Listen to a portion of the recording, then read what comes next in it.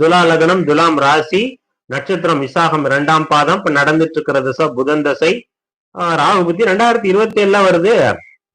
1.5 வருஷம் இருக்கு. ஏன் அதுக்குள்ள 27 தான் ராகு புத்தி வருது. சோ புதன் தசை ராகு புத்தி என்ன பண்ண போகுது, இதான் கேள்வி. புதன் தசை ராகு புத்தி உங்களுக்கு புதன் தசை ராகு புத்தி கடனா நோயா எதிரியா அப்படிங்கிறத விட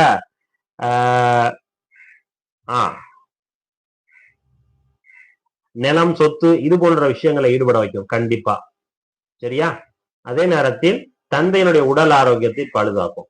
இப்ப தந்தை இருக்கிறாங்கன்னா தந்தையினுடைய உடல் ஆரோக்கியம் ரொம்ப கவனம். தந்தையும் உங்களையும் விலக வைக்கும். இப்ப நான் இந்த பலன் சொல்றேன்ல, இந்த பலன் நடக்கிற வரைக்கும் நம்ம வெயிட் பண்ணணும். 27 வரைக்கும் இந்த ஒரு சிக்கிந்தர் அப்படிங்கிற ஒரு ஐடி கொஞ்சம் இதா இருக்கு, தெரிஞ்ச புது ஐடியா தெரியுது.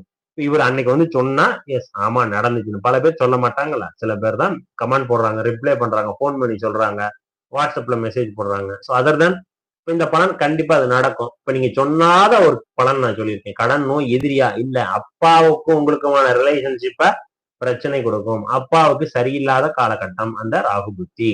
புதன் தசை ராகு புத்தி. தந்தையவனுடைய உடல் ஆரோக்கியத்தில் கவனமா எடுத்துக்கணும். அதற்காக விரயம் ஆகும், செலவு பண்ணிருக்கீங்க. சரியா? நன்றி.